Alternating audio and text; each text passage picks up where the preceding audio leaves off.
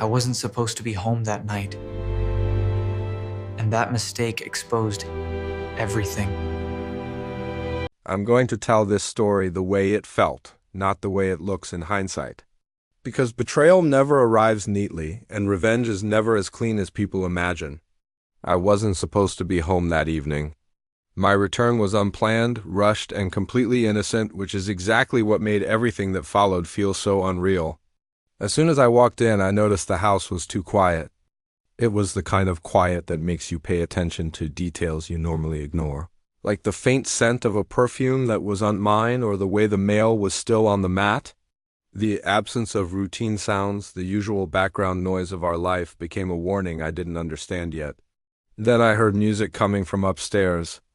It was something romantic, something familiar, and I remember smiling at first, thinking it was a sweet surprise, maybe meant for me.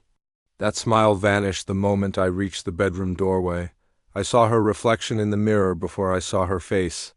She was dressed differently, in a way I hadn't seen before. She was moving differently too, with an energy that was clearly not for me. She was preparing for a version of the night that did not include me at all. The look on her face when she finally turned and realized I was standing there wasn't guilt. It wasn't shock or fear, it was irritation. Pure, simple annoyance that her plans had been interrupted.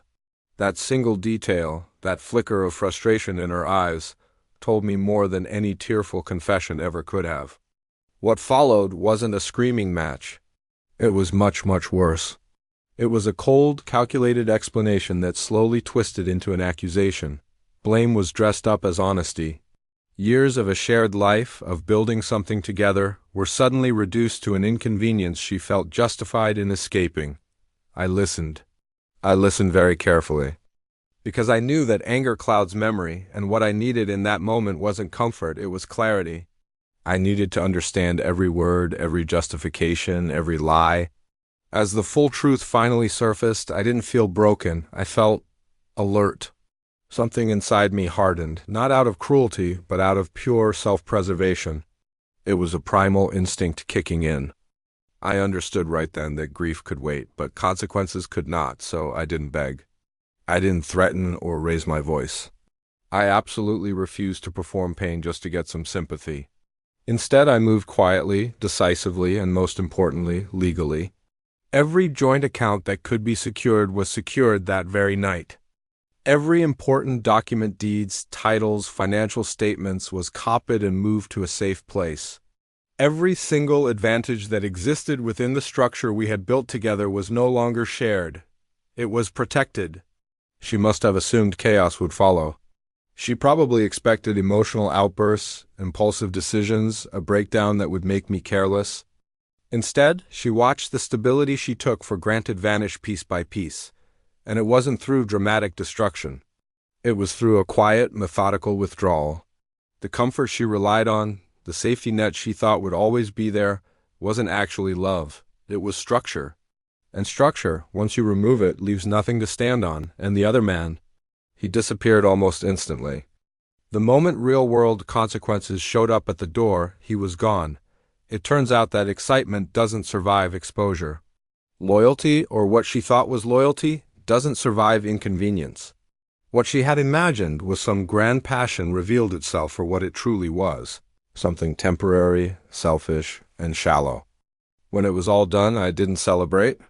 I didn't gloat or post anything online. I just rebuilt. And I slept peacefully for the first time in months. The house started to feel larger, but not in an empty way. It felt spacious, full of potential.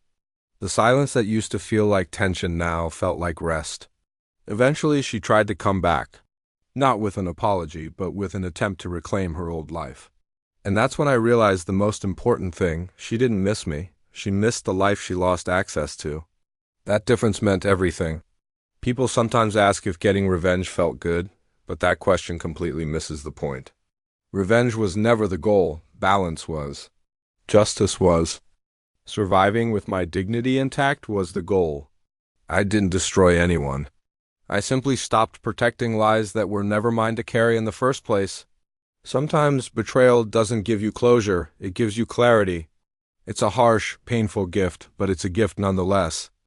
Sometimes the person who thought they held all the power learns way too late that power borrowed from deception never, ever lasts.